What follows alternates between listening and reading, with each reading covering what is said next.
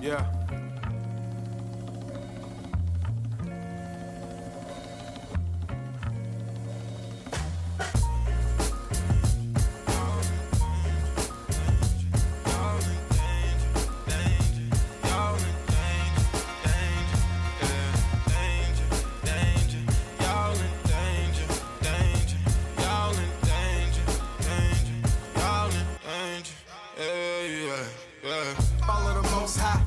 Skies look dark, see the most light. See, we were searching for the gold. That's why I had us lost sight. Niggas walking through the dark. Queen. How are you? You are so fake. Y'all, we just got done arguing. We just got done yelling at each other. And so that probably sounded so fake. Oh my God. Wow, you fake as hell, but that's fine.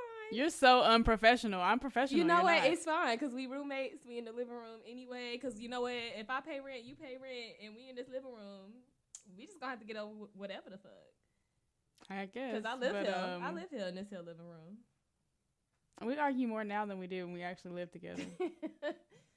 Oh man, that made my stomach hurt because I actually laughed at how hard we were arguing. Alrighty, well, you ready to start this podcast now? Yes, I'm ready. I've been ready. Okay. All right, well, you going to do your job and ask me what's playing in the living room? Nigga, you suck. It's too late. You couldn't segue that any other way. Like, anyways, I was playing. Like, you couldn't segue at all. Just no improv, huh? Just none. No. Everybody know I don't do improv. I do not do improv. If shit does not stay the course, it does not go as planned, do not look for me do not look to me for answers. I hate shit that just go off the rails. I don't know how to respond to that. So, you gonna ask me what's playing or not? You know what? Sydney, we can't record podcasts. Sydney, what is playing in the living room, my No. Wow. We can't record a podcast at 11 o'clock p.m. Eastern time because then shit just gets really ridiculous. Okay. It seems like we've been drinking. Okay, friend. What is playing today in the living room? That is pew pew pew pew pew pew pew pew. Oh wow, but I couldn't do that. Is nope, because you don't like Nicki Minaj, so hell no. My God. What's playing in the living room this week is Danger, the newest work from one of my favorite rappers, Chief Ray.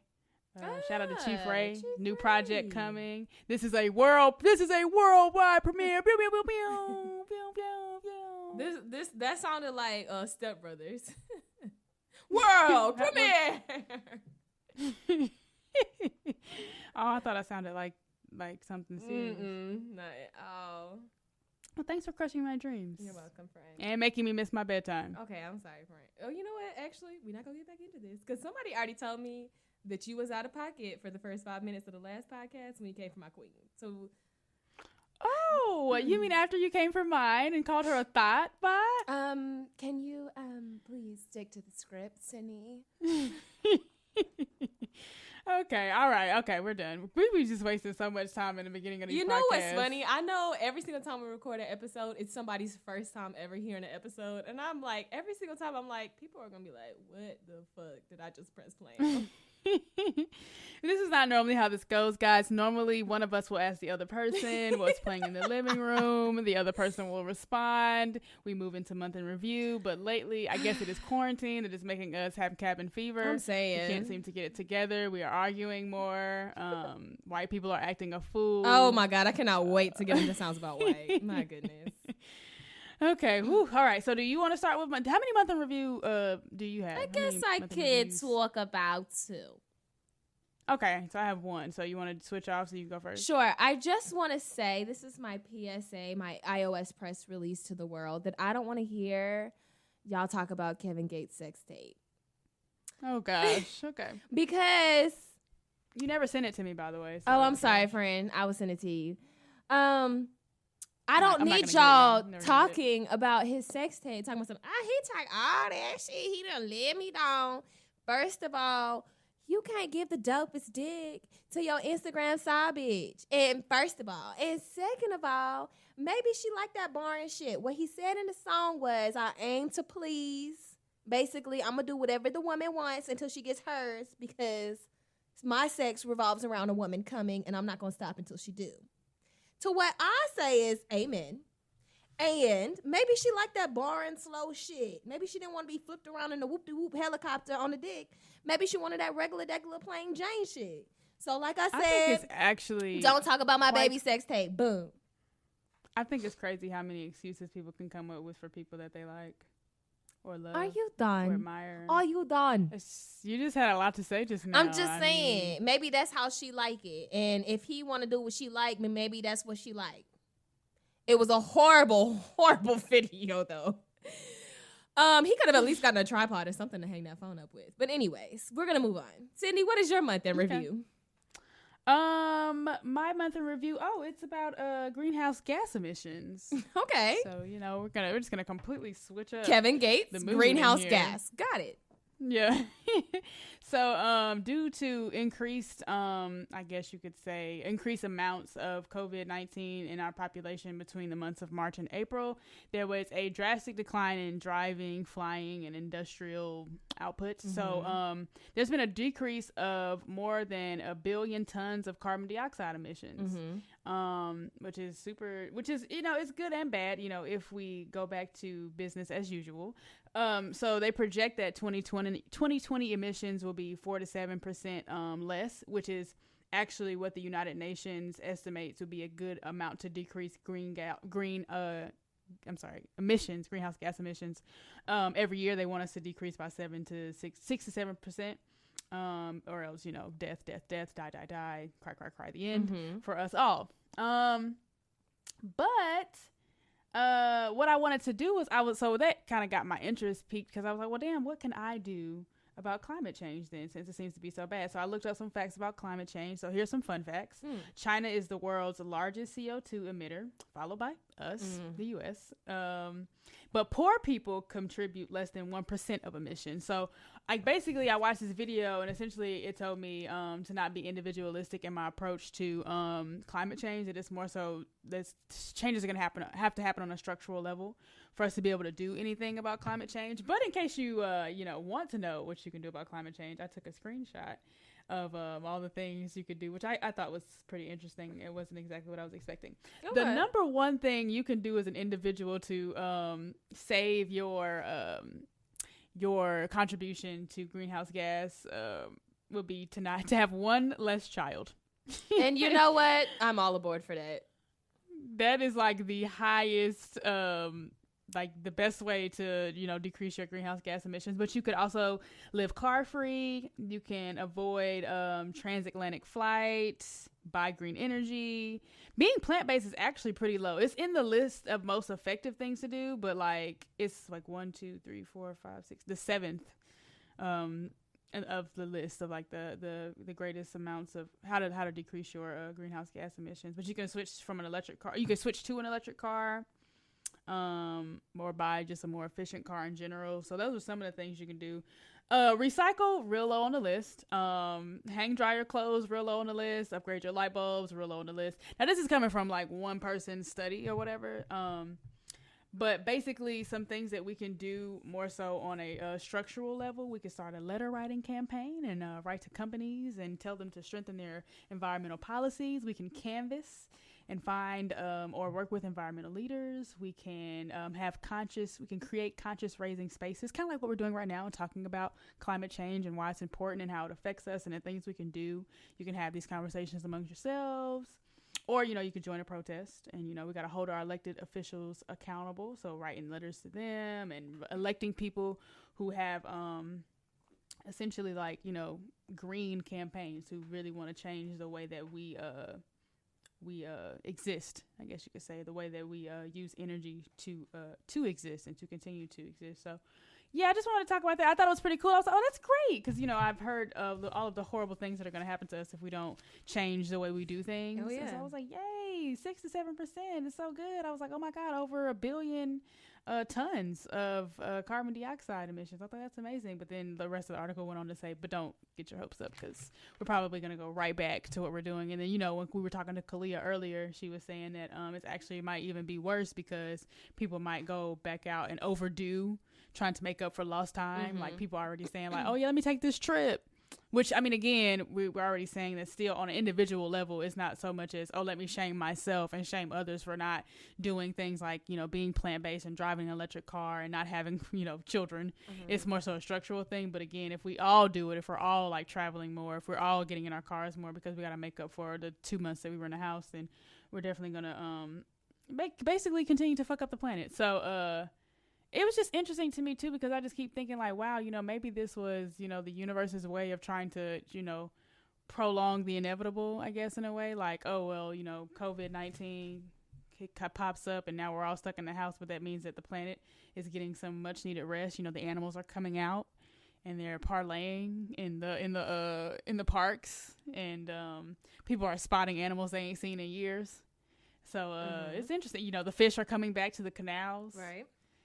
It's interesting out here. So yeah, that was my month in review. I just wanted to bring that up to everybody and talk about, you know, the things we can do and the things we can do as a collective. That's basically what it was a video by Vox that I watched, and it was saying that we got to more so focus on collective strategies than individualistic strategies. So yep, that's mine.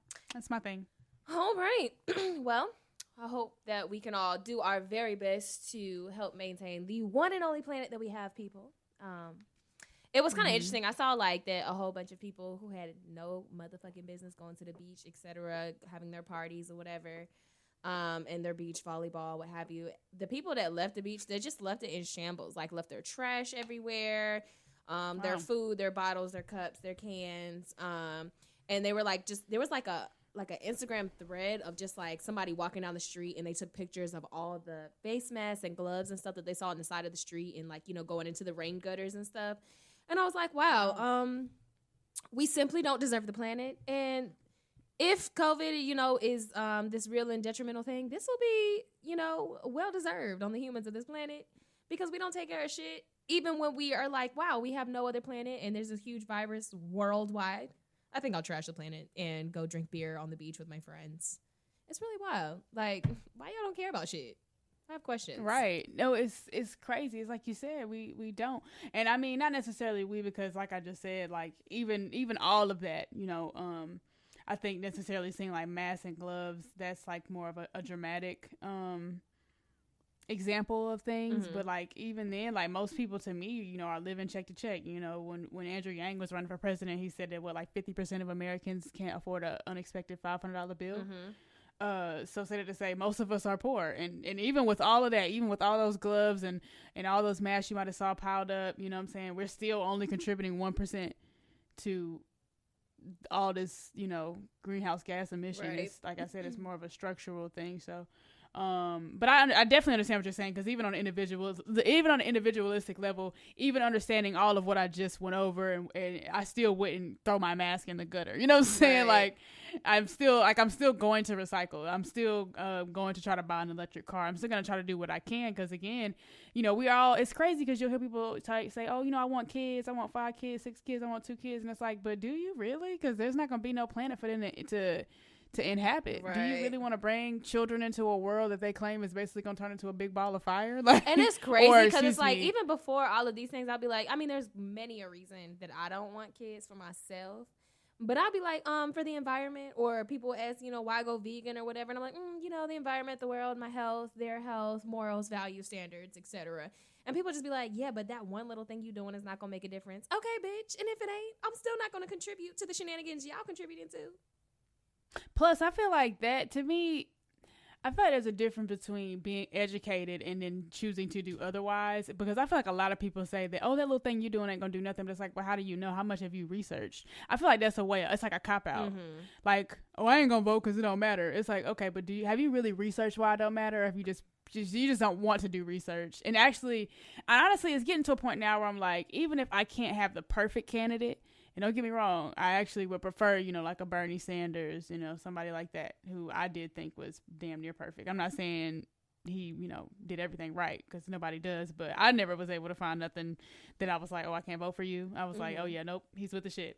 But say that to say, now, like, we can't say, I feel like we've gotten to a point now where we really can't continue to say, oh, I'm not voting because it don't matter, because that's the difference between having Trump in office, who is somebody who, to my knowledge, advocates that, you know, climate change ain't real, global warming ain't real.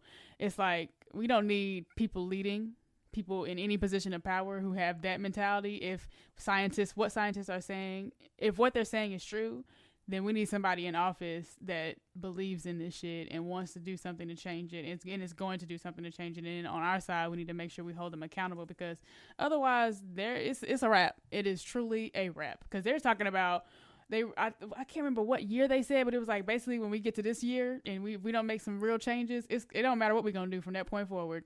Right. Like the first day of this year, like let's say it's 2020, January 1st, 2020. If we don't make some changes, it's a wrap. Like that type shit. That's scary. I remember my 7th grade. Yeah, my 7th grade science teacher being like, "Just so y'all know, climate change is real, and you're gonna hear people argue about this, but I want y'all to know it's real." And it's basically a train speeding down the side of a mountain, you know, not on a track. And, you know, trying to use a twig to stop it. And I was like, excuse me, bitch. I thought we were supposed to be learning about how many planets there are. What the fuck is you in here terrifying us for? And I remember that being like the first sentence of day 1. And I don't remember shit else about her class. I just remember seeing like her poof, because she wore like a poof, and her saying to us, climate change is a speeding train going down a hill, down the side of a mountain. And I'm like, okay. And it's crazy, because it's like, wow, like people were really arguing with actual science for that long, and still to this day, like, sir, 97% of scientists can agree worldwide. Like, I need for all y'all to get it together.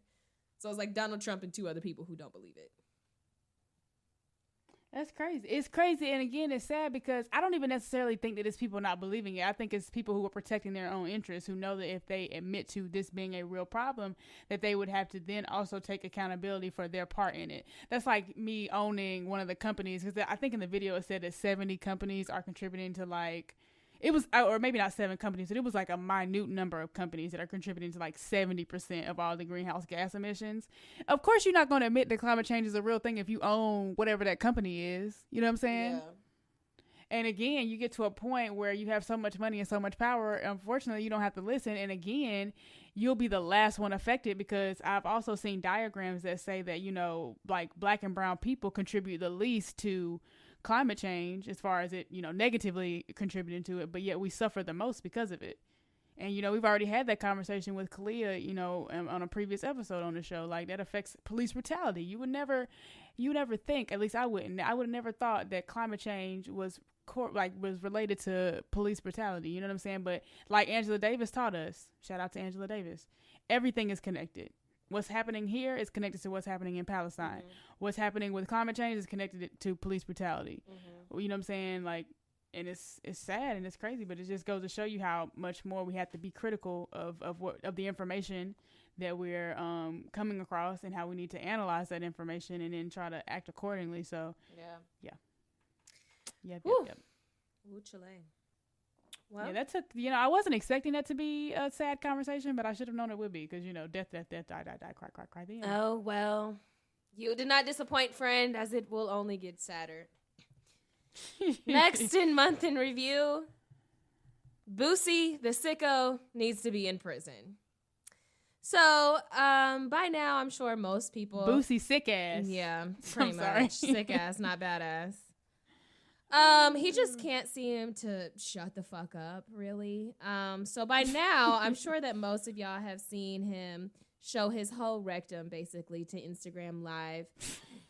And talk about how he basically orchestrated a sexual assault on his children and his nephews. So I don't know how many people remember this, but back in like 2017, one of his sons was turning 14. And he had made some like stupid dramatic caption that was really ghetto. And at the end of it, he says, I have a bag and a bad bitch waiting to suck your dick. Like, you know, happy birthday. Some very strange comment. And people are like, it's weird that you would make that announcement to a 14-year-old child, and specifically on the internet. It's a very strange thing to do. Then we know that about a couple months ago, he got on Instagram Live to tell Dwayne Wade that he doesn't need to chop his son's dick off, bruh. None of these words were ever said that Dwayne Wade wanted to do with his child. His child also never said that they wanted to cut their penis off. So, you know, more Boosie giving parenting advice, even though he had just said that he had bought a bitch for his 14-year-old son to give him head. Anyways, moving forward to this past week, Boosie decided, or I don't know if it was like a recent video or if it's an old video. Some people said it was an old live that resurfaced. I'm not really sure what date he actually recorded it on, but regardless, not important. Boosie gets on live to say, hell yeah, I got my fucking son's dick sucked. I'm training them boys right. Ask any of my nephews. Ask any of them. Ask my son. Yeah, when they was 12, 13, they got head. That's how it's supposed to be. He continues by saying that the person who performed this sex on his children and nephews was grown. I mean, super grown. And I know how she did them because she did them and she did me. She checked me off also. So, I don't know why he's getting online and bragging about his felony, but it is certainly illegal in Louisiana and in most states worldwide to solicit sex workers for anyone under the age of 17, which sex including oral sex on a minor. Like, come on, bruh. Like, so people were like, somebody quoted like one of the videos and was like, so what city and state does he live in again? And somebody responded with, it is Louisiana and this is the number for their CPS hotline. And I was like, no, but dead ass, this man deserves to be in prison. So I did the very stupid thing of reading stupid people's comments on there. Yep, here we go. And a good amount of them, thank goodness, were saying, you know, basically, you're a sick fuck. This is not okay. Imagine if this was, you know, him saying it was his daughter, or imagine a mother saying that she got a super grown man to eat her pussy and then eat her 12-year-old daughters.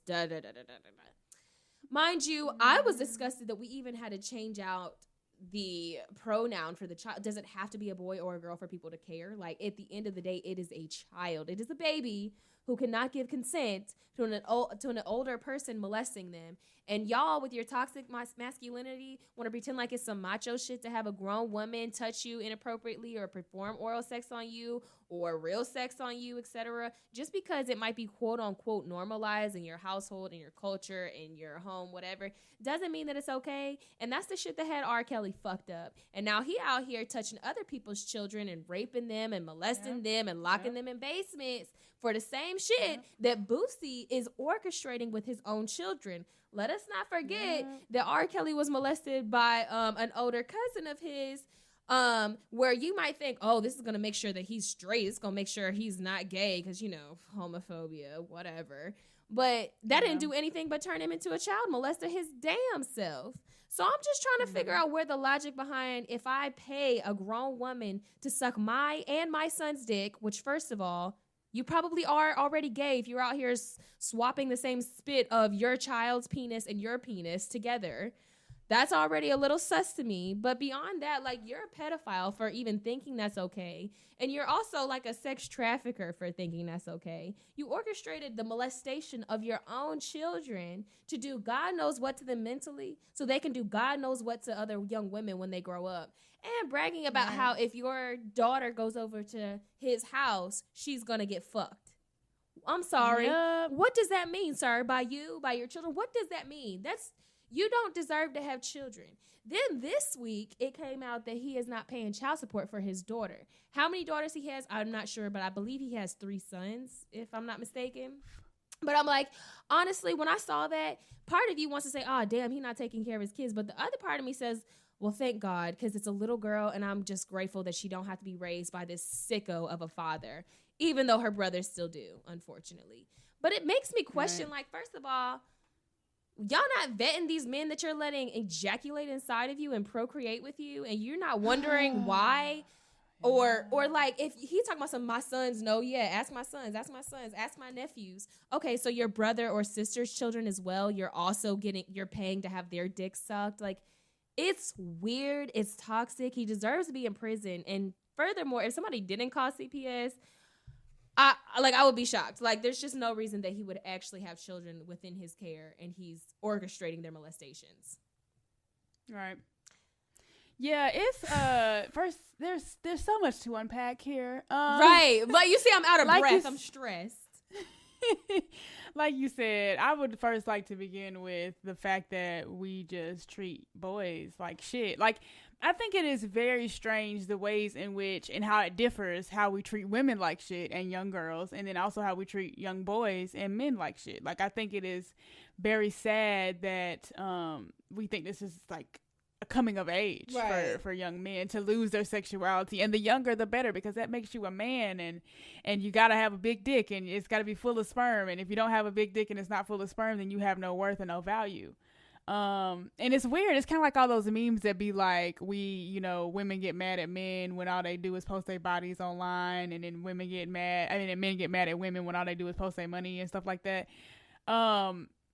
I think that we do wait, where was I going? Damn it. I done lost my train of thought. Just the difference of how we treat men and women and young boys and young girls, and how we think that equates their masculinity, how big their dick is, or how young they're being molested, really, because I don't give a fuck. Yeah. If you're 12 years old, you're not having sex, baby. You're being molested. So especially because he bragged and emphasized so many times, super grown, and I know she was super grown because she checked me off too. You're a fucking sicko, bro. Period. Point blank. Period. Absolutely. This is what happens when we record podcasts at 11:37 p.m. I lose my train of thought. But yeah, I think it's very sad that we think that all men are and all boys are basically kind of like the whole Mandingo thing. Like, we really reduce men to their bodies in the same way we reduce women. Like, we reduce both men and women to their bodies, but we do it in different ways, I should say. So it makes me sad. It also makes me sad that we're so homophobic that we also see this as normal. Well, I like saying it's like, and then because then Boosie said, they watch porn, that's why they got iPhone 11s or whatever, and he's like, better than them watching cartoons of two men kissing. And as I would like to say, for anybody listening to this podcast, if you think that your children watching gay cartoons or cartoons with gay things in them is going to make them gay, you can ask any gay person if watching all those cartoons with straight characters made them straight, and they'll most likely say no. Bloop. Okay. And it's like I don't understand why we're so hypocritical about that. Like, it doesn't even make sense. Like, if your child is gay, they're going to be gay. If your child is straight, they're going to be straight. So the other thing I thought about unpacking with this too is just how we really think we own our children. Like, why are you so obsessed with your child's sexuality? Like, yes, you gave your child life, and that's wonderful. But I think that we should want them to be independent thinkers, and we should, I think we should care more about them being good people than what their sexuality is and who they're attracted to and who they're having sex with. So it's crazy because, again, I really truly do believe that when it comes to all these different isms, racism and sexism, when it comes to all the obias, xenophobia and homophobia, it ends up being toxic to the self. Like, Boosie is so homophobic that he ended up doing harm to his own children. And just his obsession with homophobia in general makes me question his sexuality. Like, why are you so obsessed with what a gay man does with another gay man if you're not intrigued, interested, curious? Like, what is it that makes you so obsessed with it that you would pay to have your own children molested so they just could never be gay? Like, what is it? Did you have an experience? Was it not a good time for you? Were you not lubed up? Like, what is it that you're so afraid of or that you don't like so much that you have to pay to make sure your children are molested before they turn gay? Like, what the hell is wrong with you? Yeah, and then it's just sad, and I really hope that and that's the other thing too. It's like you just said, like, and because if y'all haven't watched it in the documentary about R. Kelly, the first docuseries that they did on him, they were talking about how I think it was the first, but it might have been the second. But either way, there was a psychologist on there, and she was talking about how when you are molested or you're raped, you can either become an abuser or you kind of you become the opposite. You either become it or you become its opposite. And again, it's like you just said, like, we know this to be true about R. Kelly. We know he was abused, and look at who he grew up to be. And now it's, sexual abuse is sexual abuse. And I'm not trying to downplay how bad that is, but it's like he got sexually abused. And now not only does he sexually abuse women, but now he gives them STDs and he starves them and he turns them into boys, all kinds of very strange things, according to the documentary. So again, it's like, I'm afraid of what's going to happen to Boosie's kids, like whether they're either going to become molesters and abusers, or at best, I'm thinking they just going to probably devalue and degrade women a whole lot. Because again, even if we're not talking about the sexual abuse part of it, like just think about how 12-year-old boys who know their daddy can just pay women for sex are going to think about women in general. So it's just bad on more bad. And I really hope that he don't have no more kids. I hope that his kids are still, you said they're still minors, right? Mm-hmm. Yeah, I hope that they are out of his custody as soon as possible. Like, I don't know how laws work, but I just feel like he literally has admitted to felonies. So I feel like it should be a swift lockup. Right. A swift court case, a swift taking of his children. And it's just sad that there are people on the other end of things who really are trying to find a way to defend us. There are people who really believe that this is just normal. It's normal for boys to have sex early. It's normal for them to have sexual experiences with grown-ass women. It's sickening. I literally, when I saw it, I was like, I can't believe he said, like, I'm actually, what makes it even scarier, on top of course, just the badness of the sexual abuse in and of itself, is that how emboldened he felt to get online and say it. Like, he really feels like this shit is right and there ain't no telling him otherwise. Right. That's the scary part. Right. Like, and then he got on live. But he also, so when he had the nerve to talk about Zaya Wade and talk about Dwayne Wade's parenting and say that, you're giving kids all the power. They don't know what they want. How does a 12-year-old know how they want to identify? So, I'm sorry. Let me just get this straight. You don't think that Zaya Wade can identify as a female, but you think that your son can identify, or you don't think she can identify as trans, but you think that your son can identify as straight, or as a person who wants to be molested at 12 years old? Like, why do you think that she has too much power because she's able to say, hi, I identify as a female? You don't think she can do that, but you think that it's okay for your son to be paid or for someone to be paid to molest your child? Like, who the hell are you to give anybody's parenting advice? Right. But you know what? This is just another good example of how we use things when they benefit us.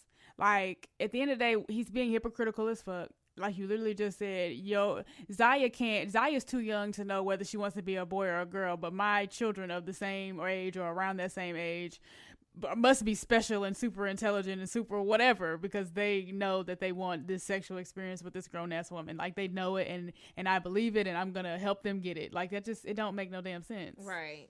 Like, this has to be a joke.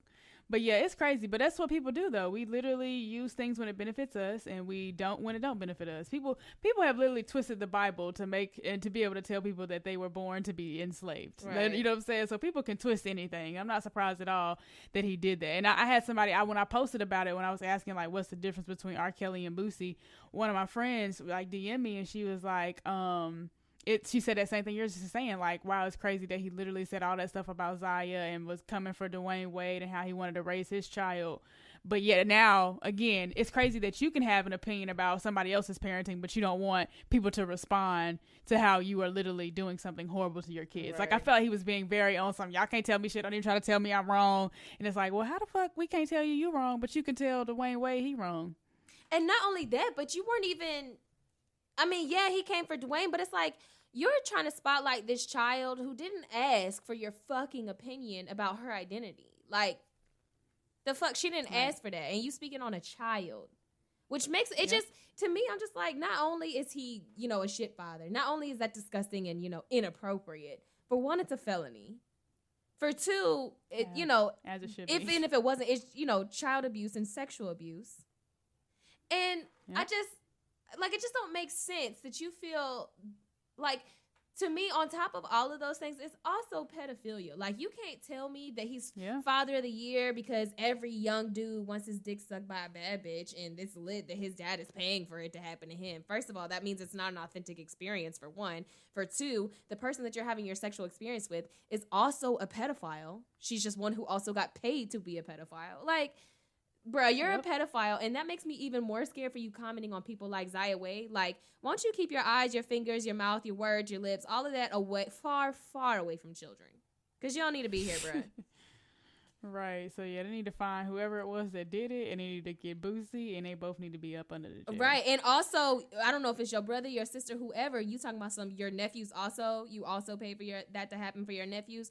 They also need to lose their children if they don't come beat your ass because they didn't know about it in the first place. Like, one of the two.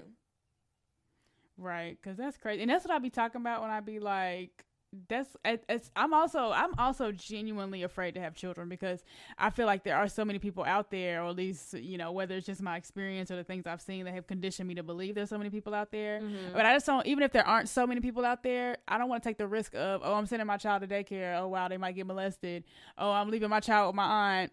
Wow, they might get molested. Like, let's think about it. Like, do you know how angry those parents might be at this moment to have not known that that's what was happening, because you never know what Boosie told those kids, right? He might have been like, okay, well, don't tell your mama, don't tell your daddy, this our little secret, right? All right, and I'm the cool uncle, right? Cool, all right, but if you say it, I ain't gonna be cool no more, you know what I'm saying? So they might not even told their parents, and their parents had to find that shit out on IG.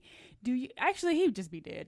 Like, I'm not even about to say, do you know? No, you already know. I don't know who I would have to call because I don't think I could personally kill nobody. But I also have never been that mad before. And I was gonna say, I've also never been the mother of a molested child. So who the fuck knows? Right. So I guess I'll just be in jail. Because, wow. Imagine you just sent your child to your rich uncle house just to have a good time. Y'all gonna go do some rich people shit.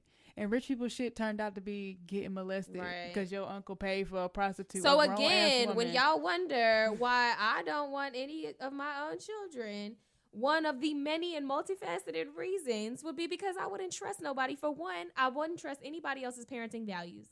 I wouldn't, period. I don't even, I just feel like you can never truly know any given person. For one, I wouldn't trust anybody else's parental values. For two, I don't think I would trust a single soul. Like, mommy, how come I can't go to school because I don't trust them teachers? Mommy, how come I can't ride the bus because I don't trust them bus drivers? Mommy, no, it's cap for all that. We're having a permanent cabin fever in our house because when I'm watching you with my own eyeballs, I know you're safe. All right. And that's the only time I would know. Yes, ma'am. And I understand. I completely understand that. I completely concur. Whew. And one more thing. Just to get more into Boosie's ass, you know how much he hates the gay. Why were there so many blue check comments under Zaya Wade posts? Dwayne Wade's parenting, Boosie talking about how, it's wrong to cut the baby's dick off, and everybody's, that's fucked up, that's crazy, blah, blah, blah. There wasn't too many blue checks under the live video he posted, and I know that because I looked to see what people would stand up for black children. And I guess because it's little black boys, or hell, even little black girls, because you know how people are about R. Kelly, there aren't too many people who have problems with it. And I'm not saying this individual person, but just for example, where is your Snoop Dogg? Where's your Ludacris? Where's your T.D. Jakes? Hell, where's your Kirk Franklin?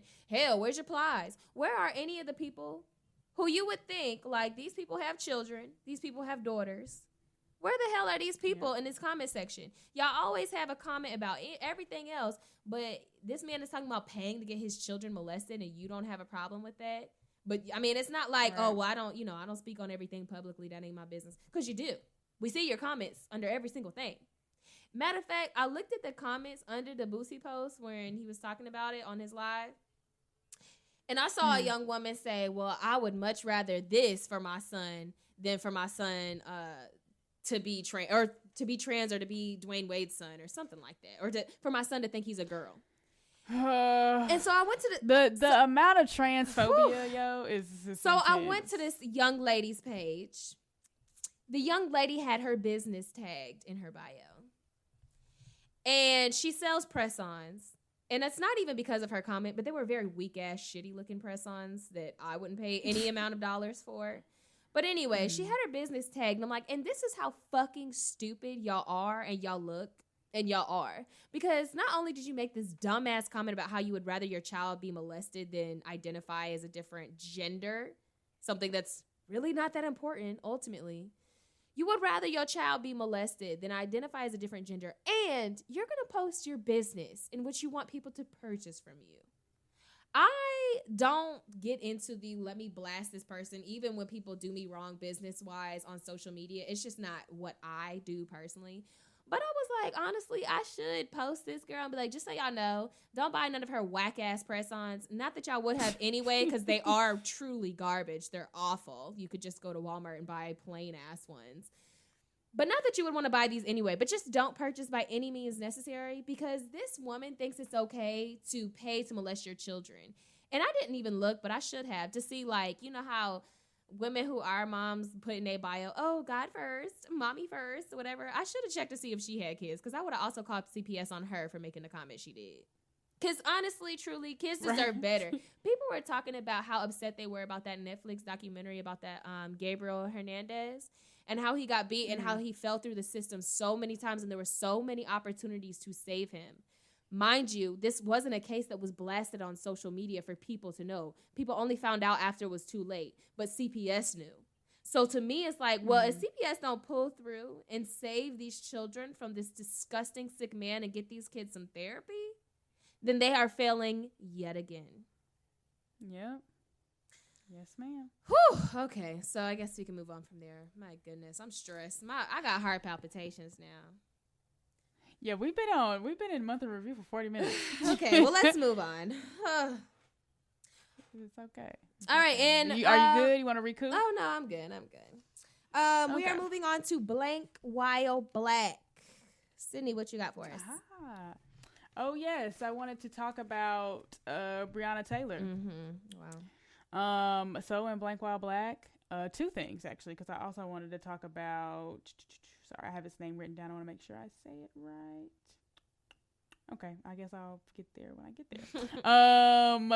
Dang, I can't. I definitely wrote it down, but it's okay. Anyway, when Blank While Black, you cannot be asleep in your home, and you also can't defend your home when who you think are intruders break in the middle of the night. Right. So, on March 13th, Breonna Taylor, who was a 26-year-old EMT, was shot 8 times after officers Brett Hankinson and Officer Miles Cosgrove and Sergeant Jonathan Mattingly both broke up in their house.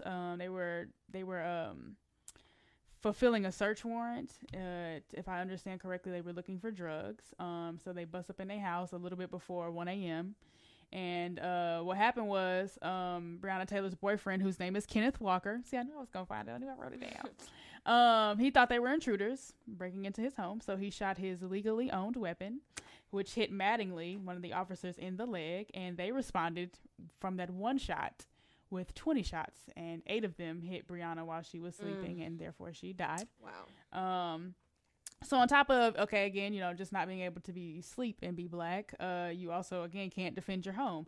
So they were serving they were serving a warrant, and there was a no-knock provision, which means that they were not obligated to knock. Which I ask, I don't see how that would be advantageous. Like, I understand that, now, again, I don't do law enforcement, so, of course, this is something I might need to talk to a police officer about. But, like, I get, okay, cool, well, we're trying to have the element of surprise. Okay, but is that worth possibly being shot? Because to me, to bust up in someone's house unannounced, without knocking, at 1 a.m.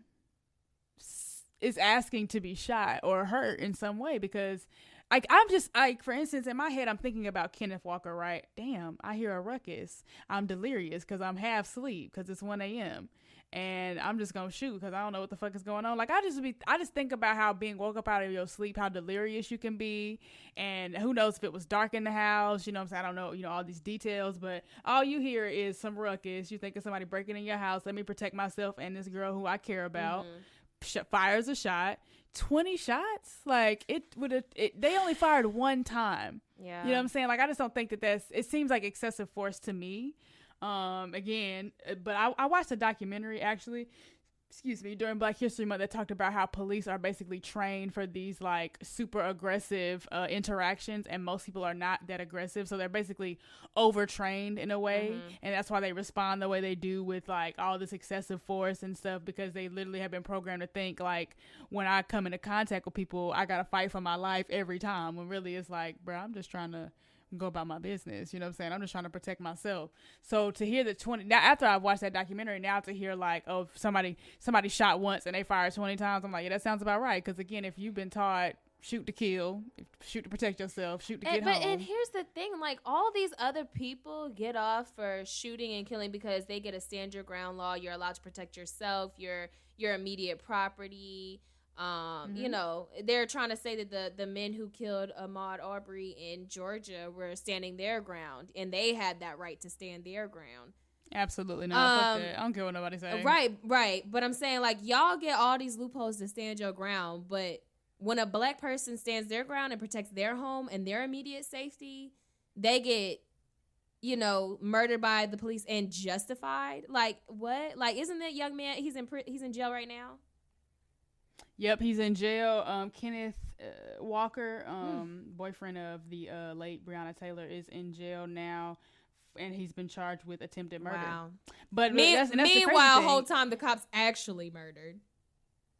Right, and that crazy because the crazy thing is about that. So also that I didn't even think about that again. I think again we're just not even programmed to think like that anymore. Like, oh, you're a cop, so we have to do investigations. It's like, well, while we investigate, put their ass in jail, since that's what you're gonna do to Kenneth Walker while y'all investigate, right? Makes sense to me. But mind you, so in Kentucky they actually have a castle doctrine, which includes and says any person using a gun in self-defense has immunity from criminal and civil law. So it's crazy to me that Kenneth is even in jail because of this doctrine. But again, blackness while trying to protect yourself, blackness while having a legally owned firearm, blackness while using that legally owned firearm at 1 a.m. in the morning when someone has broken into my house, because that's exactly what you've done. Like I said, I just do not understand. It's the same thing like with the Black Panthers, what happened with Fred Hampton. Like, okay, cool, y'all coming in here, quote unquote, to search and seize or whatever. Why wouldn't you do that when you know nobody's home, so you don't have to deal with like, you know, fire and not fire, like shooting and fighting or all that stuff. Like, same thing with this. Like, okay, cool, y'all looking for drugs. Why wouldn't y'all come when they're awake? Why would you want to come at 1 a.m.? You know what I'm saying? Yeah. Like, I just don't get that, especially if you're not gonna knock. Like, if that's the case, y'all can do a little scope out. You know what I'm saying? I guess y'all do that in real life. I've only seen movies. But you see they both gone. Okay, let's go in there and see if there's any drugs in there. Right. I don't get why I gotta wait till y'all sleep to bust in on you at 1 a.m. and scared of, and even if y'all not shooting, just the sheer trauma of police busting up in your house, especially when you ain't done shit wrong. Right. Like, I can't they didn't find anything. Like, what the hell? Yeah. I can't imagine how scared I would be just hearing my door get bust open, or even just hearing somebody trying to jiggle a lock, and I'm here by myself type of thing. Like, or it's just me and my boyfriend. I do got a gun. Like, either way, I feel like you'd still be scared because you don't know what's on the other side of that door or who's in the dark. You know what I'm saying? I'm assuming if it's 1 a.m. and they were asleep, it was probably pitch black in the house. Other than maybe like a TV being on. Some people sleep with their TVs on. So it's just crazy to me. Again, it's crazy that he's in jail. So basically there are people who want us to, you know, stay cognizant of the fact that Kenneth Walker is in prison right now when he literally basically did everything. Not even basically. He literally did everything within the provisions of the law. You know what I'm saying? And so I know we're focusing on Breonna Taylor, which we absolutely should be, but just also focusing on guns rights and how that applies to Black people in this country who are continuing to be denied that, where you have white people being able to say, I was standing my ground as I chased this Black boy down in the street. So yeah, that's just, it's crazy that you can basically, like we just said about Boosie, people use stuff when it's advantageous for them and then they don't when it's not. So it's very sad and very unfortunate that Kenneth did not do anything wrong based off of what we know right now about this. So yeah, I wish him the best. I wish him a speedy return home, and I wish the family the best and wholeness and respect for their mourning. And I hope that they get the justice that they're looking for. I don't want to be pessimistic. I know that there have been so many cases before this that have made us think that we're not going to get justice, but I'm just going to continue to be optimistic because, again, just to be sleeping in your bed and end up dead and you weren't even doing nothing about no drugs, you know what I'm saying? You was minding your business. Right. It's very sad. And we hear this time and time and time again, and I think we just got to try to remain vigilant and try to keep from being desensitized. Because again, I think after hearing this so much, you can start to get to a point where you're just like, okay, well, whatever. Right. So yeah, these cases matter.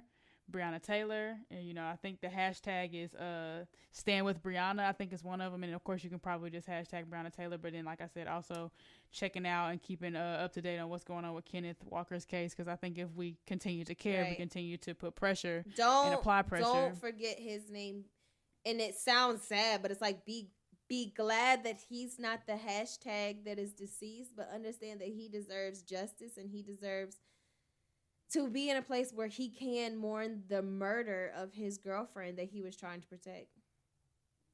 Right.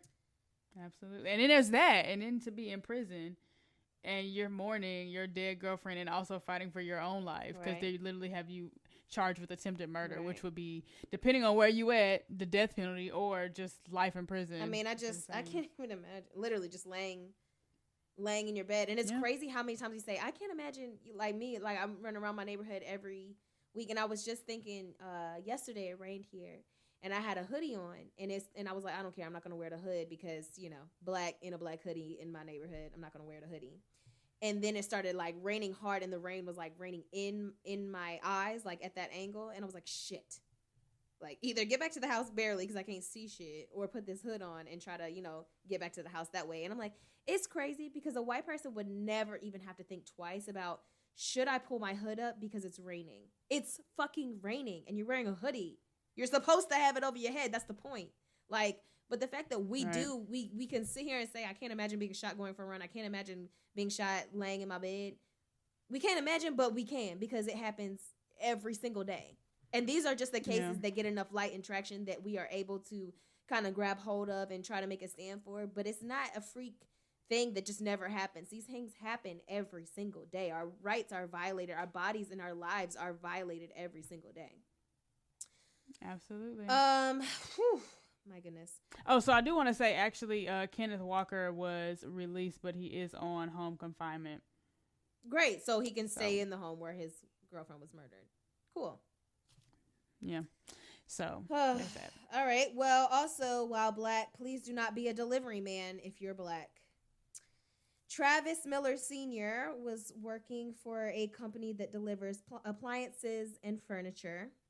He just got the job in January and made his last stop of the day, which was his 8th drop off for some furniture for that day in a neighborhood he hadn't been in yet as a driver since January. As he went to leave the neighborhood, it was a gated community, as in he had to have a code to get into the community. As he went to leave the community through the only exit, a car pulled up in front of him and stopped their car in front of his so that he could not get out and demanded to know where he was. Because the driver Travis did not, want to be cited by his boss for, being tardy, he started to record the live and said, I'm just going to record this so that I have evidence as to why I'm late. The car would not move. He repeatedly asked the car to move. The live is like 37 minutes long. A white man gets out of the car and identifies himself as the president of, HOA.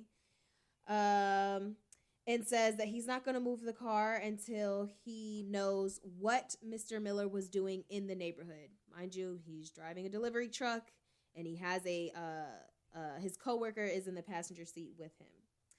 So he's the president of the homeowners association was David Stewart. So let's just all make sure we remember that name. So he was a white man asking him why he was in the neighborhood, and you can't leave until you tell me how you got in here and where you're going. Mind you, he's leaving out the exit, so where he's going is none of your concern, no matter who you are. So Mr. Miller tells Mr. Stewart, you do realize this is unlawful detainment, right? You have no reason to hold me here and to block me in with your car. Mr. Stewart repeats, all I need to know is why you're here. And Mr. Miller says, you don't need to know anything. You're being nosy because, if you're a delivery man, I don't think that you can even, not legally, but I think it would be against company policy to be like, oh yeah, I just delivered a TV to so-and-so at 388, Branson Road. Like, I don't think that you're supposed to be doing that because it's not anybody's business to know what you're doing in the neighborhood. You're driving a delivery truck. So then Mr. Stewart calls for backup. So a friend comes down and also keeps asking Mr. Miller why he's there. So finally, they had called the cops on him. And then finally, the person who got the delivery, I guess, saw the commotion outside from where they lived and came out and told Mr. Stewart, like, hey, you know, he delivered something for me. I just ordered a whatever the fuck, a TV. And they're like, oh, okay, well, you can go then. And so they moved their car and let Mr. Miller leave. And Mr. Miller is, you know, recording live the whole time. As soon as the gate closes behind him, bursts into tears, and he just kind of has a wave of emotions. And he just basically, you know, with everything going on right now, like, especially because he was thinking about, wow, this just happened to Ahmaud in February. His killers are just now being charged 74 days later. And here I am in a white neighborhood being trapped in by some man who thinks he owns the road. He had told Mr. Miller, you don't have a right to be here. This road is paid for by the members of this community. This is not a public street, so we can ask why you're here. It's maintained by the people who lived here. You know, basically just getting on his high and mighty and thinking that he needs to be Captain Save-A-Ho out here defending his neighborhood. Like, sir, if it's a gated community, then for one, he had to have had a code to get in there. Furthermore, he's driving a big-ass truck. So don't you think that means he's, like, there and somebody gave him a code if he's driving a big-ass truck? Right, and the fact that the person who made the purchase had to come out and, you know, apologize to him and say, no, guys, he's supposed to be here. Like, let him go. What the hell? And then called back again, crying and apologizing to Mr. Miller, like, I'm so sorry that happened to you, da-da-da. But it's just like, why does that have to happen? Why? Yeah. He's driving a delivery truck. What is wrong with y'all? Like, somebody saw a delivery truck in the neighborhood and said, you know what I'll do? I'll call the president of the HOA and the police. Like, seriously. Right. Seriously, every time y'all make one of these dumbass calls, y'all need to be arrested for wasting taxpayer dollars on the police. Like, seriously, that's not a joke. Yeah, it's very sad because, again, and I think when we see, it's, again, conditioning. We see it on social media. Look at white people acting a fool. Like, look at how they're treating these people. They're getting away with it. Let me have some fun today. Like, at this point, it's probably just becoming a way of having fun. Kind of like, that was what I thought, like, a while back when you did the one about the lady at the park. You're just cussing at those kids. It's like, girl, you do realize, number one, dehumanization, because I just really don't feel like you, hopefully wouldn't cuss at nobody's kids, but I really just don't feel like you would have cussed at white kids like that. But actually, wasn't she cussing at white people too later on in that video? So never mind, that might not be the best example. Oh yeah, didn't she come back? She was out here cussing at. Okay. The point was, you know, white or black. Her point was that my whiteness, my individual whiteness, means that I own whatever the fuck I want to own. I don't care who else is around. Fellow white, black, green, gray, children grown, any of that. I'm white and this is mine. I will pee on it. It's mine. So I won't use her for my point because it doesn't really work in this sense. But basically, I do believe that because of what we're seeing on social media, you know, Crosswalk Connie and fucking Playground Patty or whoever, you know what I'm saying? I think people are getting emboldened. Again, you know, we do have this guy in the White House, you know, he's emboldening people. It's sad. It's like you said, it's all this stuff going on in the world and you have to deal with just more shit. Yeah. You know what I'm saying? It's always something. You know what? And moving forward, and sounds about white, that was exactly what I was about to talk about. Like Red Lobster Rebecca, Post Office Patricia, Crossroad Connie, Parking Lot Pauline. It's just all these emboldened and entitled, like, just, I can't even say they're all supremacists, but they all are certainly privileged and entitled and thinking that their whiteness deserves them all of these things. Like the lady at Red Lobster is punching workers literally in the face and screaming and doing all this because her order was late. Lady, this is a pandemic. People are terrified to go to work and people are short-staffed and people are not able to afford to pay their bills. And you're mad because your wait for your to-go food was taking too long. Right. Bitch, then why didn't you cook at home?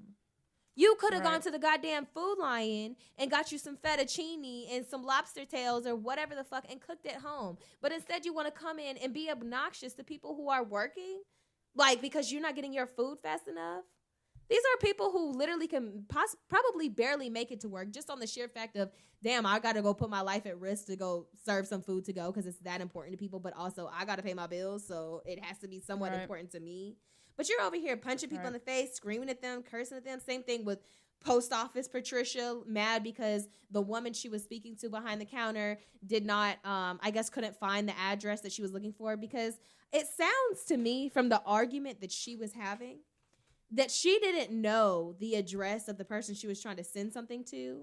Like, I guess she gave them maybe the start of the address and got mad when the person didn't know the city or the zip code. And it's like, bitch, you're the one trying to mail something. She's talking about I'm trying to do a favor for my mom and you're so fucking stupid. You don't know how to find an address. Listen, the young lady who was behind the counter, ooh, God bless her, the self-restraint. Because this woman is not only cussing at her, yelling at her, screaming at her, pointing in her face. Mind you, there's like a plexiglass in between them. But, you know, underneath, like, you know, you can still like reach your hand in, slide money or what have you, slide your packages under. This woman reaches under, grabs the computer, starts shaking it, throwing everything off the counters. The other workers in the building are like, ma'am, you've got to like calm down. And I'm like, why are y'all, I mean, God bless y'all, but why y'all being so classy? Because if bitch want to fight, bitch get fight. I will also throw this computer back at your forehead. You got me fucked up. Why are y'all coming in here acting a goddamn donkey? Like, I don't understand it. What is this entitlement that you think that you have, that you can disrespect working essential people? Bitch, you might not be essential because you're on the other side of this here post office desk. But I'm obviously essential. I'm here trying to do my job because the economy cannot function without me. That is why I am essential. What is your problem? It is a pandemic, people. Have a little bit, just a little bit more patience than you might normally have. Right. And just in general, get more patience, because there is really no excuse to treat people like that. No, like, never. Not under any circumstance. You know, sometimes shit just ain't gonna go your way. Sometimes people just don't know what they doing for real. But I just would never talk to nobody like that. Like, when I saw that video, I was like, this shit ain't cute. It's not funny. This is very sad. Like, I felt bad for the girl behind the counter. Like, I was like, I can only imagine what the rest of her day is gonna be like now. And mind you, some people really can't brush that shit out, but some people gonna carry that with them. I would have being probably called been stupid, crying, incompetent. but I would have been crying out of sheer pistivity, because I would have been like, I cannot believe you, Mr. Tom, that you held me back, because I was going to box her ass. And now I'm crying because you done let her get out the door and I didn't get to go mollywop her ass. That's why I would have been crying. Got me fucked up. You would have caught a case? I mean, I got to learn how to fight. I simply would have had to. You don't have to learn how to fight. You seen the bitch was trying to throw her computer. I would have grabbed my computer and chucked it at her forehead. You don't got to know how to fight. Shit, I need to know how to fight so I can whoop ass. No, I understand. Then we had Crossroad Connie, this lady trying to cross the street, starts kicking somebody's car. For what reason? Okay, but that was a mood. That was a no, mood. it was because y'all not. motherfuckers have got to stop pulling into the crosswalk. I can't stand that but shit. But it ain't like, you're when in I front do of that, me, I'm gonna pull up to your kneecaps. I mean, it was a car that was just in the lines, minding its business regardless. Because the thing is, when you pull up to light, sometimes you just pull all the way up, and you don't know somebody about to cross until you've already been sitting there 5 minutes waiting on the light. No, I don't care. If you kick my car, she kicked her car, then grabbed her door, opened the door, tried to swing inside.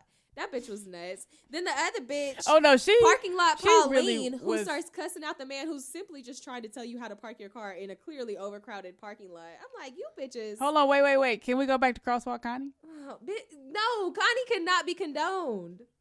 No, listen. Y'all niggas gotta stop pulling into the crosswalk. And you know what? That's probably what Crossroad Connie said. She probably said, y'all niggas gotta stop pulling into this crosswalk.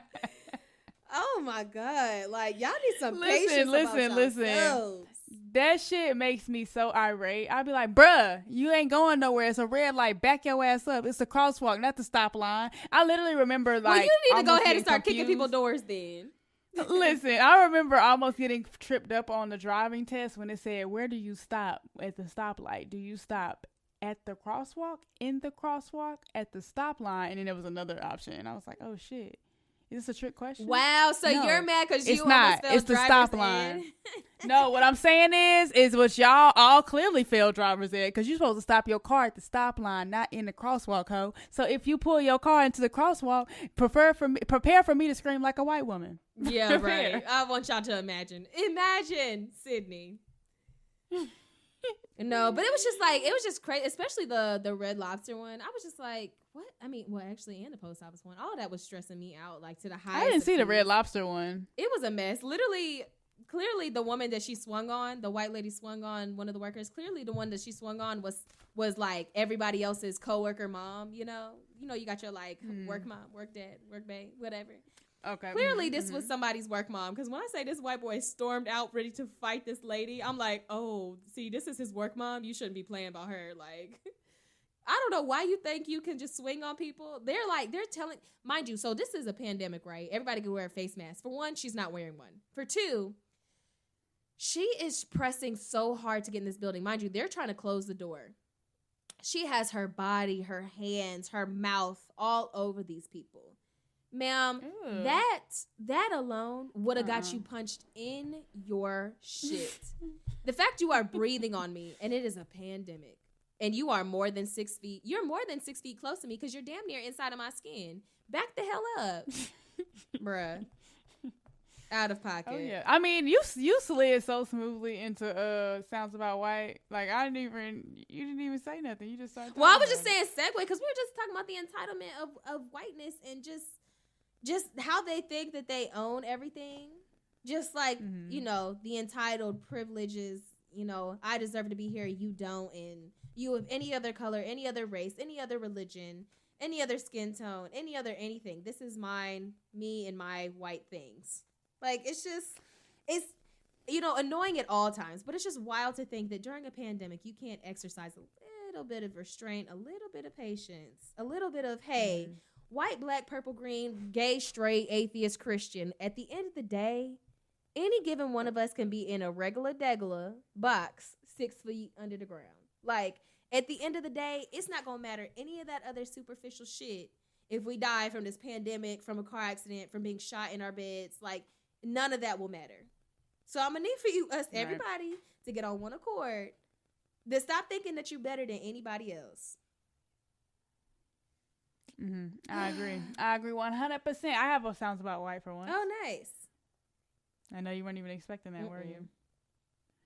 My Sounds About White goes out to Greta Stinger. What the hell? Greta Stinger went to one of those let us out the house, y'all are taking advantage and taking away our freedoms protests. Her name sounds like some shit that you would try to make work on Scrabble. Greta Stinger? Yeah, it sounds like some makeup shit that you just pretended like was a word so you could get all your points. And somebody's asking like, bitch, that's not even real. That's not a thing. You can't get any points. Okay. So she went to one of those protests.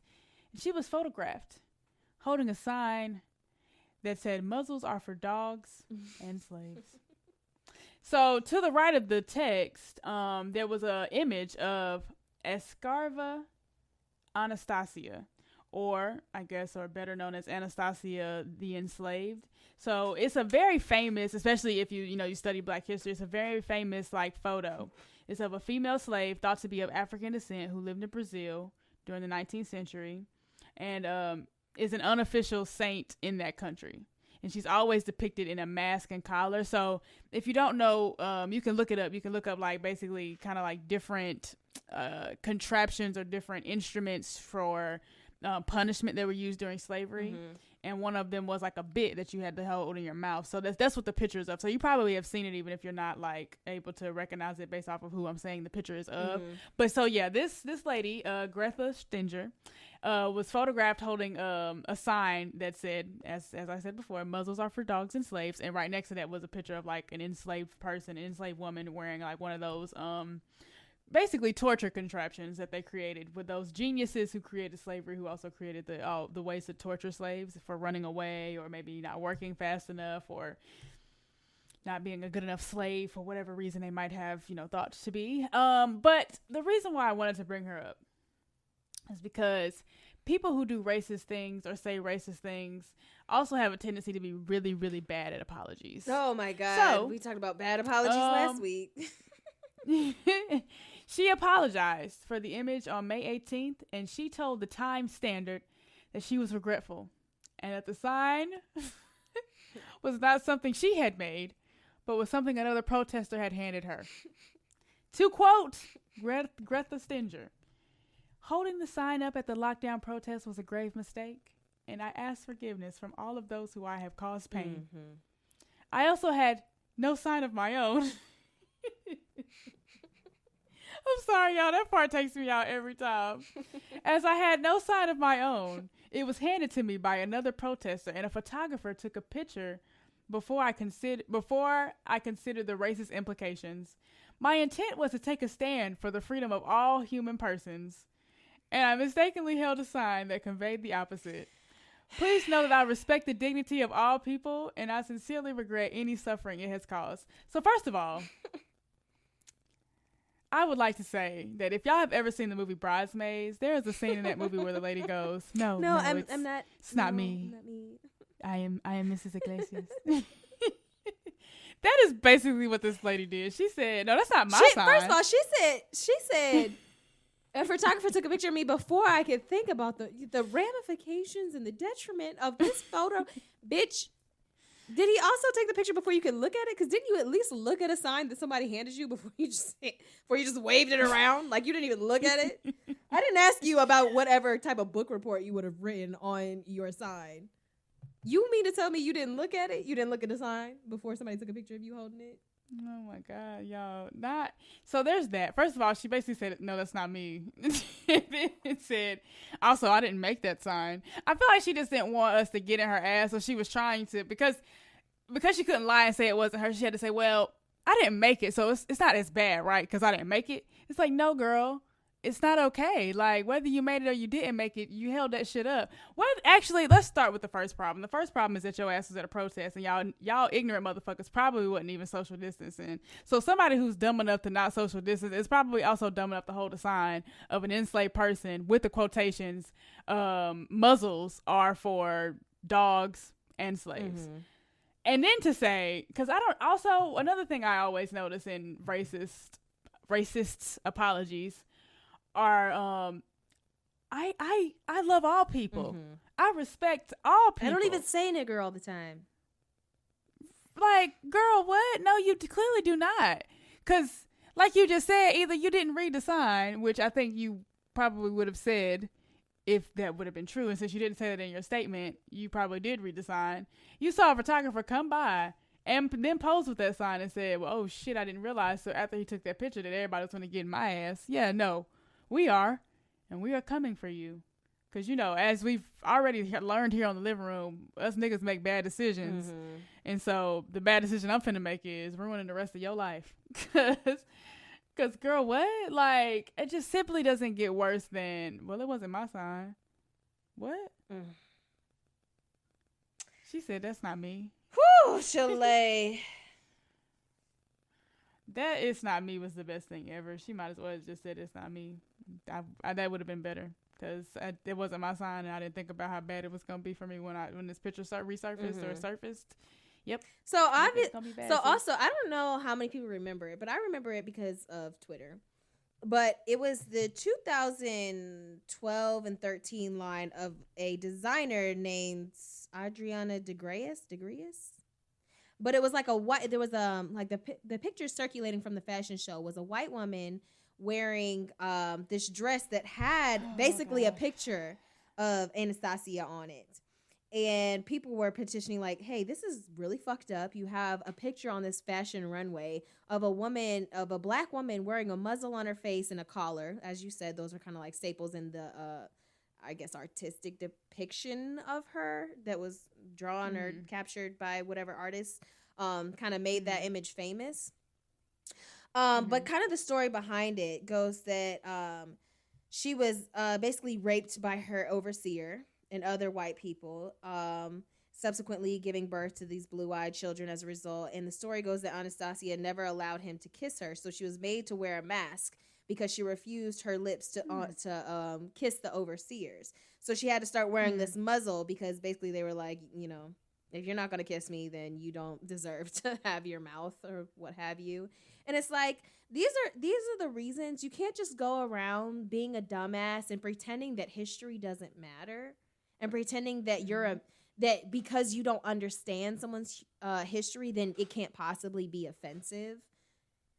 Mm-hmm. You not knowing where that image came from doesn't mean shit to me. You see that the image is a black woman with a muzzle on her face and a collar on, and that doesn't tell you, there's probably something more to this than just like a dog wearing a muzzle. Like, this is not a dog, this is human, bitch. Right. And you're not a slave because they want you to not work because there's a pandemic going on. Like, these protests just don't really make a lot of sense to me in general. It makes me question most people's sanity. But, you know, that's understandably, you know, a story that we've already gone over once, and quite frankly, it just doesn't really even need that much energy. Like, you guys are just stupid. Like, you're not protesting even for yourselves to go back to work. You're protesting so that bars will open, so that people can get haircuts and get their nails done. You want the essential people to go to work, or what you deem essential, to go to work so that you can enjoy the perks. I saw a quote, and it was talking about all these videos of these white women just like basically losing their minds in public and taking it out on workers and stuff. And the person said, the quote was like, "I'm sorry, but why do I feel like I keep seeing more of like just white people and white women specifically just showing their ass right now?" And the person quoted and said, probably because to them, inconvenience seems like oppression. And I'm like, no, but honestly, that is how they think they're being oppressed right now. They think that they are the slaves. They think that they are prisoners. Like, we've already talked about people saying that, like, oh, I feel like I'm in a prison. Bitch, you don't know what it means to be in a prison. Do you even know anyone in a prison? Like, do you even have a tiny glimpse of an idea of what that even means that you just said? I cannot stand, and I hear this all the time. Like, I feel like people take away the density of the word, but we'll be like, oh my God, I worked like a slave today, or oh, they're working me like a slave today. And it's just like, ooh, yikes. I will tell you every time I'm not okay with a phrase like that. It makes me very, very uncomfortable, especially as a descendant of such. But I don't have to be a descendant to understand that that's incredibly tacky. Do you even know what that means? If you worked all day in the hot ass sun all day, you would still not even have a glimpse of what it means to be an actual slave.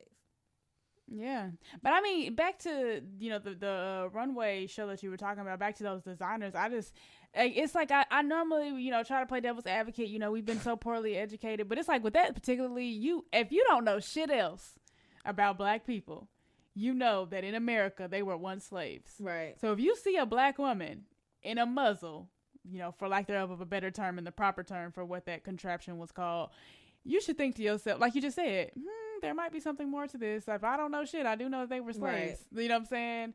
So maybe I should not put. And then, what about this screamed fashion to you? What about having white women wear clothing with a black woman with her mouth covered up? Screamed fashion to you. That in and of itself. And then the other design was a bikini with basically a body chain. Yeah. And the body chain part met in the middle as a muzzle over like the girl's belly button. It's kind of hard to describe, but basically it was the same muzzle that was on the enslaved woman's face. I won't call her a slave.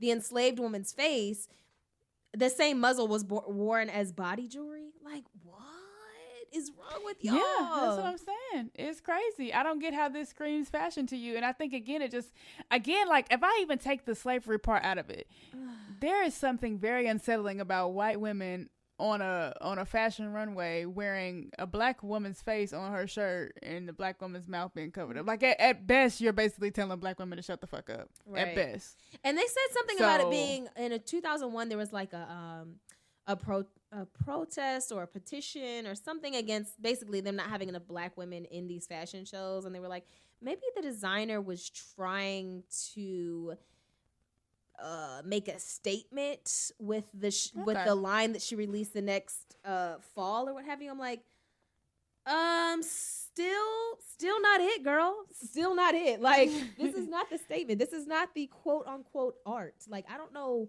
how you get art out of this. I don't get it. Yeah. And I even with that, now that you put it that way, it's like, okay, I get what you were going for, but just no. No, the answer is no. It's a resounding no. No. That was just not gonna come off well at all. Like, no matter, even I saw a quote earlier that said the road to hell is paved with good intentions. And that's one of the ones that's gonna be on there. I don't know if those were good intentions, but certainly hell in a handbasket, because that was a fucking mess. All right. Is that everything for Sounds About White? Yeah, it's all I have energy for. Okay, all right. You ready for Sexpectations? Sexpectations. Sure, I'm ready for Sexpectations. Pew, pew, pew, pew. Pew, pew, pew, pew. Yeah, I'm ready. You want to go first? Or me to go first? Okay. I'm trying to think which one I should ask. I think I'll ask this one here. You're breaking up. I will say that. I know. So I'm gonna need you to stop doing whatever it is you're doing. Oh no, I'm sorry, friend. I'm just breathing. I'm just existing. That's it. Okay. In sex expectations. So we talked earlier about the Kevin Gates sex tape. Okay. So my question is it a violation, I guess morally or otherwise, to look for someone's leaked nudes or sex tape? Yes. That's interesting that you bring that up. I absolutely think so. I think I told you earlier, I can't remember whose nudes I was looking for, but I was looking for somebody's famous nudes. I can't think. Oh no, I know what it was. If for all of y'all out there who watch Housewives, one of the housewives, Portia, was originally married to Cordell Stewart, and it's been alleged that Cordell Stewart was caught in the park sucking dick. Excuse me. And I was trying to find it because I was like, well, is that true? Where is it? Where have people allegedly seen this? Like, is it a video? But I guess maybe somebody just saw it with their eyes and then the rumor got out and spread around. Right. And so I was trying to find that. But then I thought about it and I was like, you know what? If I were a celebrity and my news got leaked, I would hope that people would have enough respect for me to not, go looking for them, involve themselves, continue to spread them around, give it, publicity or whatever you call it. But I do understand that curiosity, kills the cat, because I'm sure many of us have seen Chris Brown's print pics and I think his news leaked at one point. Oh yes, I saw those. Yeah, so I think curiosity kills the cat. Everybody's talking about I want to be involved, but I think if those were not put there, like if that person don't got an OnlyFans account, if they didn't leak them themselves, and I can't find that they did, then I think it's the morally sound thing to do and to ignore them. Now, is that what's going to happen? I seriously doubt it, because I don't think most people think of it that way. But I do think that morally, because that's just like if you're my friend, if your news leaked, I wouldn't go looking for them. I wouldn't tell everybody, oh my God, y'all, Aisha's news are out there, parlay. I would do what I felt was right. Like, and what I feel is right is what you would want me to do as your friend. So I feel like we have to, if we cared more about each other as human beings. And we put ourselves in other people's shoes more often, because I think your news getting leaked is, again, because of the way that we socialize men, they probably don't, stereotypically speaking, they probably don't care as much as women whose news get leaked. But I definitely think that it is definitely an invasion of privacy. I feel like looking at their nudes is basically like being a peeping Tom. You're just not at their house. You're like doing it over the internet. That's interesting. So yeah, what do you think? I guess no. I guess I wouldn't say yes or no. I think I would just say, I said earlier, now granted, y'all might have said this is a reach, but I had said earlier that I don't know how they got out there. I'm like, if it was on his telephone, he must have leaked it, and I'm going to see him. Although that's a reach. Although I don't know that both parties, like, even if he is the one who released it, which in my opinion it had to be him because he's the one who had the phone. But in either way, if he's the one who released it, that don't mean that the woman would be comfortable with him releasing it. People record themselves all the time. But it don't necessarily have to be that he released it, because again, if it's on the cloud, that's how people got a hold of like Megan Good's nudes. I think they were on her cloud and she had been sharing them just with her husband or something like that. Oh yeah. You didn't know that?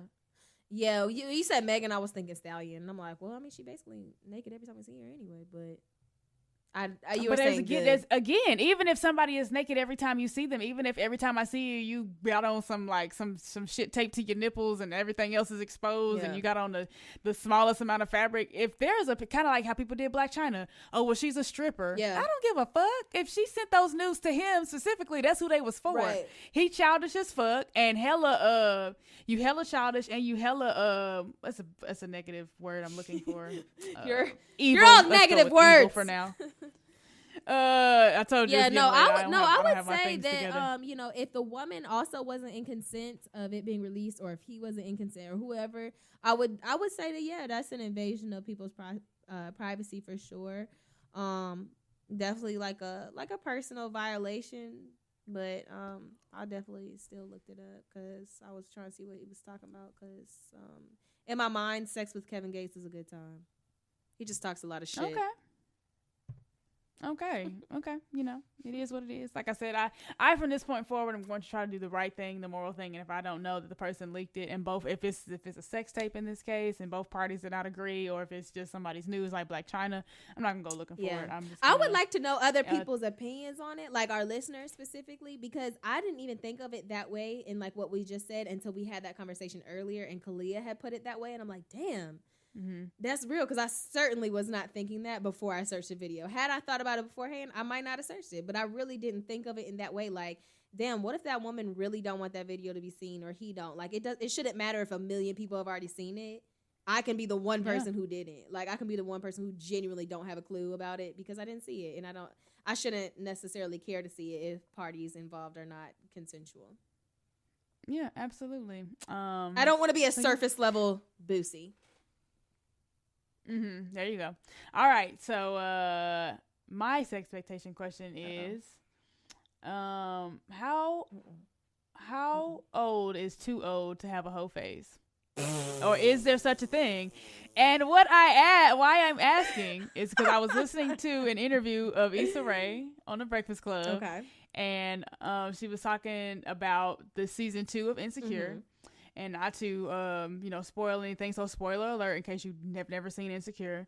On the show, she's broken up with her boyfriend, and now she wants to have her hotation.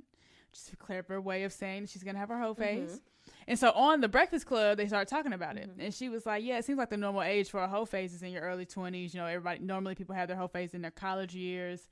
And so then Angela Yee said, well, what if you met your, the one, or who you thought was the one, like in high school, and y'all got married and y'all were committed to each other and it was just y'all, and then y'all get a divorce in y'all 30s or y'all 40s. So you missed the whole phase. Does that mean you shouldn't get one? So then Charlamagne said that he feels like after 30, you shouldn't have a whole phase. You have until 30 to have your whole phase. So I wanted to ask you if you think that there is a time limit on having a whole phase, if you can have a whole phase whenever the fuck you feel like it. Just your thoughts. You can have a whole phase with your very precious vagina or penis until the end of your days, whenever the good Lord calls you home. I knew you were going to say that. You could be 98, and my good sis, if it's getting wet down there, or hell, even if it ain't, if you want to hoe it up, I say hoe it up. There is no age limit. When you have a partner who decide, and y'all both decide that monogamy is y'all's ways of life, that is when your hoe phase ends. And even then, you could be a hoe with your man. So your hoe phase should honestly, truly never end if you don't want it to. You should do whatever you want forever. It's yours. Okay. Yes, ma'am. All righty. Had a feeling you were going to say that. Do you think that there's a time? Like, people, absolutely how people be like, oh, Bernice Burgos is a grandma. She's a bad bitch grandma, though. Let's be real. Most people's grandmas are not Bernice Burgos. In fact, mine is certainly not. My grandma's like 87. So I will say myself that I don't have a Bernice Burgos type of grandma. So y'all talking about some, oh my God, bitch. So you going to be 40 in the club? I'm having a great time. I'm drinking with my homegirls. I'm wearing a tight dress with my tits out. My hair looks great. My makeup's phenomenal. And I'm getting paid. Yes, I'm going to be 40 in the club, bitch. The fuck you thought this was? Like, I don't know why people think there should be a limit to your fun. Yeah, I personally, again, I agree. I think, again, society will tell us, like, for instance, I remember, I don't know if you were watching Love and Hip Hop when this happened, but if anybody doesn't watch Love and Hip Hop Atlanta or wasn't watching it back in the day, there is a woman up there who I know she used to be a stripper at one point. Her name is Dime. And Rashida made a comment, who's another cast member on the show, and she basically was like, she too old to be wearing pink hair. And Dime, of course, was like, on some fuck that bitch, she talking shit type thing. They ended up being cool eventually on the show, but just to say like, just when I hear certain stuff like that, I'd be like, but who decided that though? Like, again, I get that we've been programmed to think that, once you got kids, you need to take all them extra piercings out. Like, I think somebody asked me how long I was going to have my gauges, and I was like, I don't know, the fuck? Until I decide not to. Until I get tired of them. Probably forever, because I be forgetting I had them hoes until somebody asked me about them, because that's normally how shit goes. Right. So say that to say, like, well, people being like, oh, Jessica too old for pink hair, you too old for a hoe phase, you too old to dress like that. Like, I think you should just do whatever the fuck you want to. Like, everybody mind their damn business. Like, as long as you are happy, if you think you too old for a whole phase, then you're right. But if this person don't, then they right. Like, as long as they ain't hurting nobody, I don't understand where all these rules come from. Like, all these things that don't actually exist. Like, there's no such thing as being too old for a whole phase. Because, again, like, I think that people's experiences and what happens to them in life is so different. There are people out there who skip the whole phase because they either, you know, maybe didn't lose their virginity until later in life, or they had met their significant other in high school and they got married and didn't, like, for instance, LeBron James and his wife, I think they're high school sweethearts, meaning they skipped the whole, if they were monogamous, let's assume they are for argument's sake, that means they were together in college, they've been together all this time, that means they didn't get a whole phase. So, you know, if they were to get a divorce, she missed out on that. So if she wants to have that, she should be able to have that shit. Yeah. So, yeah, I personally don't think that there's expiration for anything. I think you should do what you want, dress how you want, and fuck whoever you want until you're dead. Yeah. Because by the time, you know, when it's time to die, it's just you. And the only thing you got to worry about is whether you've got to live life or not. Right. And the good book of Drealations 4:12, your wholeness will get deleted anyway. So it really, really simply doesn't matter. Yeah. Agreed. And plus, you know, I also don't even believe in hoes, so... Right.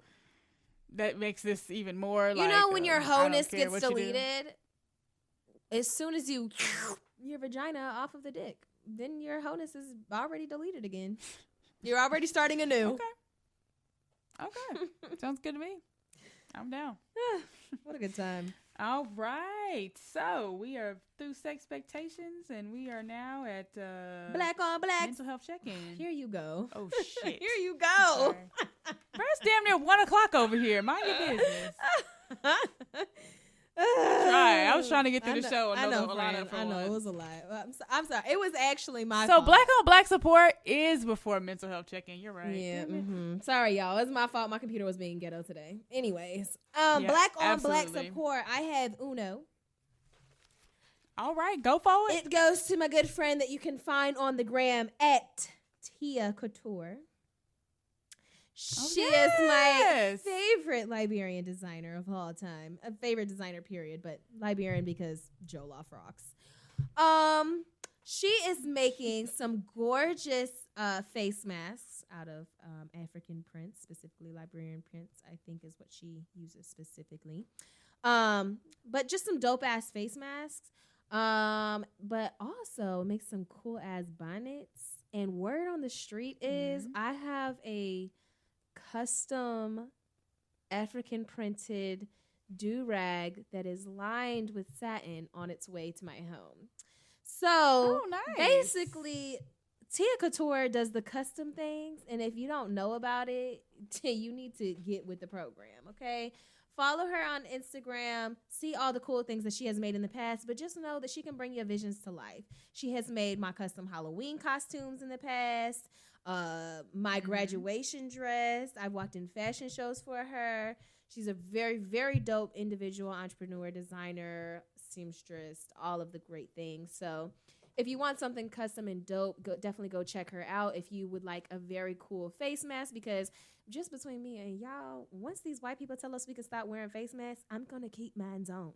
So I'm going to go ahead and I'm going to need a reusable, cute one to go with my outfits. Because, you know, I'm going to need maybe a sequined one for, the next wedding I go to, and a floral one for the next time I'm in the park, and maybe a baby blue one for the next time I'm at the ocean. But regardless, I'm going to need them to start going with my outfits. So check out Tia Couture if you want a dope custom face mask, hair bonnet, pillowcase, dress, pantsuit, what have you. She can do all of the things. Go give some commission work. That is my Black on Black support. Yes, ma'am. Shout out to Miss Tia. Mm-hmm. Okay. I would like to shout out the entire graduating class of 2020. Pew, pew, pew, pew. Shout out to all of y'all for finishing y'all degrees in the middle of a motherfucking pandemic. Jesus having finals. Christ, I would not. Having to go from having face-to-face instruction to online instruction and making that transition and being able to finish those classes out. Shout out to y'all. Specifically, I would like to shout out Clisha for Justice because I am a fan. If I'm not mistaken, I know she got her master's, period. But I am pretty sure she got her master's in psychology. So, yes, master's in psychology. And she's also moving to Charlotte, so I am hyped as well. That is so exciting. I'm going to speak into existence that she's going to be my next best friend. Oh, this is awkward. Notice I said next and not new as in replacing. I mean, like, adding to the roster of best friends. I feel like I just got nexted off of the next bus on MTV or whatever. No, nobody could ever replace Aisha Damali in my life. Okay, that's good to know. So, yes, I would like to shout out Clysha for just being the shit.com. So, that's Clysha for Justice. Fo is in the number. Congrats, Clysha. She will be moving to the good 7-0 Fo, and I'm supposed to be giving her the Charlotte tour. So y'all should do like touristy things. Y'all should go on one of those scavenger hunt things. Oh yeah, you should send me the things. You actually know. I actually just realized that I told her I was gonna take her around Charlotte. I don't know shit about Charlotte. Okay. I've lived here my whole life. I don't know nothing. Like people be like, "Oh my god, what should I do for fun in Charlotte?" Bitch, I used to live hate here. when people would ask me that. I'm like, girl, I don't know. I go to work and go home. Right. Like, I feel like, I don't know if people can really give that advice. I know I surely can. I have literally lived here my whole life. Like, I really be like, what do I do? I know, because what I do normally is I'm just hanging out with my friends. So, whatever they doing. Other than going to Frankie's, I don't know. Oh, my God. And they got one of those in Raleigh. So, that's not really that exciting if you're from North Carolina and you just moving to Charlotte. Like, if she was from somewhere else that didn't have it, it'd be cool. But anyway, back to the subject matter. Right. Shout out to Clysha for Justice for getting her master's. Okay. Shout out to LaTondra for getting her motherfucking, I think it's a PhD in pharmacy. What Mr. Jones say? Like, I love her a ton. So congrats a ton. I don't know. I was not there for that. Was that a basketball Yes, oh my God. I'm done. I'm not even gonna comment further because he just knew that was the funniest shit ever. I'm like, oh, It actually is kind of funny. Like I might have cracked got up. it. Okay. Mr. Jones is kind of like Tyler Perry. Like the first time you hear a joke, it's really funny. But like that third, fourth, fifth, sixth, seventh, eighth time, it's not funny no more. So that's my first time hearing that. So that's actually it's cute. Anyways, congrats to you, Tyne. Yes, for getting what I think is a PhD. I think. Oh that's yes, what I think is. she's I know Dr. it's- Tyne. Yeah, no, she's definitely Dr. Time. But so yeah, I guess she got a PhD. But I just don't know if that's what the degree is called exactly. Kind of like it's a JD if you get for law, right? Like so I don't know if it's a PhD if it's medicine. None of the questions. But maybe is it an MD? Yes, I don't know. But anyway, whatever it is, she got it in pharmacy. This is why it's extra so she congrats be a pharmacist. to y'all because I don't know nothing about all them extra letters. I know about a BS and that's it because that's all I did was BS. So yeah, shout out to Tom for getting her degree in pharmacy and about to be a pharmacist out here. I wish you the best. Again, shout out to you for finishing up that shit because I'm sure that was stressful and also stressful in general and then stressful because of pandemic. So yeah, and shout out to everyone. That's the only two that I can think of off the top of my head who graduated that I know personally. Excited for both of y'all Black queens. I wish y'all the best in y'all's career fields. I know Clysha is actually about to go get her PhD. That's why she's moving to Charlotte to go to UNC. Ooh, y'all are sickening. Y'all are sickening queens. Right. So shout out to the book that is about to say Clysha for Justice, written by Clysha for Justice on it. So that's very exciting. So yeah, shout out to y'all. And then lastly, I have a famous person shout out I would like to do. I would like to shout out the one and only dad, Trinidad James, who is currently tailoring his brand to include the support of Black creators and creators in general, and specifically Black business. So tomorrow or today or yesterday, depending on when you're listening to this podcast, or possibly last week, last month, or last year, on 5/20, so May 20th, Trinidad James is going to release a song, or has released a song called Black Owned, which is actually shot in several different Black-owned businesses, including a Black-owned vegan restaurant in L.A. and Junie B. Nails in New York, which is owned by Tiana Taylor. Very cool. That's just two of the different Black businesses that he will be highlighting in his music video and that he'll be shooting in. So shout out to Trinidad James for just being a super dope creator. You know, he started like with fashion, so he has an incredible and impeccable fashion sense, in my personal opinion. Making great music. If y'all haven't heard, he's got Ugly and Woo Woo out right now, which I know are two of his newest music videos that I've seen. I think people kind of forgot about him because he did disappear for a while after All Gold in My Chain, All Gold in My Ring, all that good stuff. But he actually is very dope in general. He also has he does like IG lives every week, I think at least once a week, with different creators, and they talk about their processes and things like that. And he has a whole Instagram page that's dedicated to that. And so far, I've seen him again just highlighting a whole bunch of different Black creators and Black businesses through that also. So just dope. I just think he's a very dope individual, very creative individual. I think you can see that in pretty much every aspect of who he is, including his choices of dress. So yeah, shout out to Trinidad James, and shout out to all of the graduating wonderful Black people out there. Y'all fucking rock. Yeah, it's lit. Punk rock, Black on Black support. All right, so moving on, let's get to closing out this long and beautiful podcast, this black ass shit we got going on over here. Mental health. Cindy, do you have any advice or pick-me-ups for the people this week?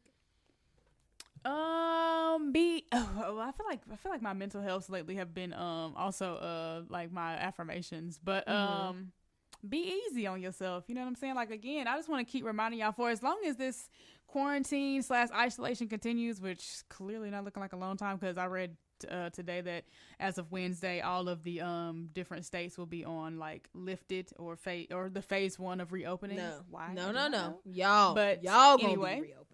Not me. Right. But basically, you know, don't beat yourself up. Like, I saw a commercial came on, and it was basically like, if you can't stick to your normal routine right now, don't beat yourself up. This is literally unprecedented. Like, we've never been, quote unquote, locked away in our houses, right? Before in our lives. Like, it's always been something that we were supposed to do and somewhere that we had to be, and we've been able to interact with each other. So yeah, like, if you just can't find the willpower to get up and exercise, or you could, you know, you're not reading that book or meeting whatever your goals are. Because I know when I first heard, isolation, I'm finna get thick, I'm finna read 13,000 books, I'm finna do so many movie commentaries, and then there have been days where I didn't do shit all day. And so I've just been easy with myself about it, though. Like, I've just shown myself grace, because again, this is very weird times. I'm proud of all the things I have accomplished, but I'm also not beating up myself for anything that I didn't accomplish too. So yeah, it's, you know, check on somebody you love, as Aisha would say. Check in on yourself, show yourself some love. Use those if you're gonna use your quarantine checks, your stimulus checks for anything, I would say, you know, use it to get things that maybe you've wanted all this time and or needed all this time that you just have the extra money for. For instance, just to give you a little insight on myself, I ordered a face cleansing brush because I had wanted one. I want to, you know, do better job of taking care of my skin. People will hear me say that and be like, oh my God, but your skin's already clear. And I am very thankful for that. But I just never felt like I was doing anything to make sure that my skin was healthy and that it was going to, like, basically stand the test of time. Same thing. I ordered a 100% silk pillowcase for both my hair and my skin. Because again, I haven't been taking good care of my hair and now I'm trying to grow it back out. So, my other quote unquote affirmation or mental health check-in is that, you know, use them checks to get yourself in a better place, whether that be saving them or, you know, getting the things you need to make it through this quarantine or, you know, through life. Just take it one day at a time, one moment at a time. Yeah. Also, don't be afraid to be bored. I heard Erykah Badu say that she finds peace in the stillness. Sometimes it's nice just to be in the quiet. Like, when I woke up today, I didn't, like, play anything. Sometimes I literally be like, what can I play? What YouTube video can I listen to while I brush my teeth? And then some mornings I wake up and I'd be like, actually, I don't want to hear anything. And I just kind of really just enjoy the stillness. You know what I'm saying? Like, that peace, that silence, not always taking in new information, winding down a bit. Like, even beginning my day by being wound down, if that makes sense. So yes, those are both my affirmations and my mental health check-in. So for this point forward, I am signing For this off. point forward, this is my podcast. I have been Sid the Great. Aisha's going to tell you the great things, and then she's also going to tell you where you can go. So love y'all. Take care of yourselves one day at a time. Please stay safe. Do not listen to these powerful folk out here telling y'all to go to the malls and the movie theaters when they ass is probably not. Don't fall for it, because it's a trick. They literally said that the cases are rising. Sorry, not to create any anxiety, but it basically was Here's like your 2 weeks after Texas opened, there has been an increase in the cases of COVID-19. So please be safe. Black people are 4 times more likely to die from this Sydney! than other people. I'm sorry, but I just want y'all to know. I just don't want my black folks out there talking about, oh yeah, I'm finna go get a haircut. No, we can all have our Jackson 5 froze and stay our asses in the house. It is not that serious. I'm looking pretty yes. froey right now. But anyway, I brought that up just to say, you know, to warn y'all in case y'all haven't seen that news, because I personally have been ignoring the news all this time because it was giving me anxiety. So I'm sorry if I just caused you anxiety, but I just wanted you to be informed because I love you. Without being informed, we can't do great things and take care of ourselves. So know that I said that from a place of love because I want y'all to stay safe. So lastly, stay safe, stay black, stay blessed, stay in the house. Mm-hmm. And Aisha's gonna tell you where you can go, and she's gonna tell you her. Sydney! It's 12:54, yo. I'm hallucinating. Oh my God, not delirium. Okay, well, I'm gonna finish. I'm gonna wrap us up, y'all. All right. So, mental health check-in. So I'm reading, or I just completed my 11th book of the year. Hooty hoo! By Alicia Keys. Woo-hoo! It is called. Thank you. It is called More Myself: A Journey. In the very last chapter, she says, "In life, we don't get what we ask for. We get what we believe." And she says, it's possible for you to say that you want a grand life and continue to play small. By a quote by Maya Angelou says, and this is still in the book, it says, "You do not want modesty. You want humility. Humility comes from inside out. It says that someone was here before me, and I'm here because I've been paid for. I have something to do, and I will do that because I'm paying for someone else who has yet to come." End quote. And Alicia says, when we dim our light, we don't do anyone a favor. It's a disservice, because when you're in the presence of someone who knows his or her worth, like the extraordinary Maya Angelou did, you want to shine brighter. Self-honoring energy is contagious. So I wanted to bring this particular quote up to you guys just to say that it is a lot easier to be like, wow, I'm the shit. I deserve this. I deserve my business to prosper, X, Y, and Z, and to not take those risks. Like, it's really easy to say those things and to not actually do them and put forth the grind or the belief in yourself. Know that you are here because somebody paved a way for you to be exactly where you are, whether you own a small business, whether you're a creator. Think about if you are, say, a creator of content for makeup on Instagram. There are people who have come before you, and it's not that people do the same things as you because you have the power of being the only you that there is, but people have paved the way for you. So to not be your very best, to not shine your very brightest, means that you're almost shitting on the people who have paved the way and maybe gone through harder and different battles than you have. So I just say to be yourself and be confident in yourself, and know that when somebody asks you your price, don't be timid about it. Yell it if you want to. When somebody, asks you to do certain things, just know that you are worthy of their time, energy, and money because you are giving your very best. If you are going to ask somebody to pay, I say, a Louis Vuitton price, be willing to give Louis Vuitton effort. Put your very best energy into everything you do, and don't worry about if you think that you're charging too much or you don't know that you're worthy of this award or this accolade. You are worthy. So we'll start with believing it, and everything else can follow after that. Then whenever you're yelling, I deserve X, Y, and Z, it'll be true because you believe it as well. So I just wanted to leave y'all with some love, with some light, with some go-getter attitude and some pep in your step. You are worthy of your greatest dreams. You just have to believe that you are. I want you guys to stay safe, to love on each other, to tell your friends, keep your black asses and even white asses in the house. Take care of yourselves. Don't be breathing on everybody. Wear your face mask when you go out in public, whether or not it is a required law for whatever state you live in. Do it anyway. Don't breathe on people. Be kind to everyone regardless of what they got going on. If they're essential or non-essential, if you think they have a hard job or not, be kind and be gentle and be loving to everyone because we want all energy to be good energy that comes in full circle. I love y'all. It has been a blessing to be here. It's late on my side of the world, so I know it's late on Sydney's side of the world. So with all due respect, get the fuck out of our living room. Peace.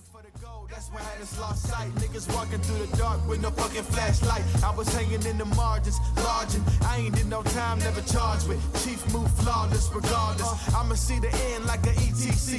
Hurt mine next day, won't see. That's on big guy. Down south, big cars, we got big rides. I've been trying to smoke a pig too long. Probably hate me cause I fucked around and said it in song. Nigga, I was almost one of them protests. I was almost put on a shirt next. I was only trying to pump gas when that sheriff pulled fast on me.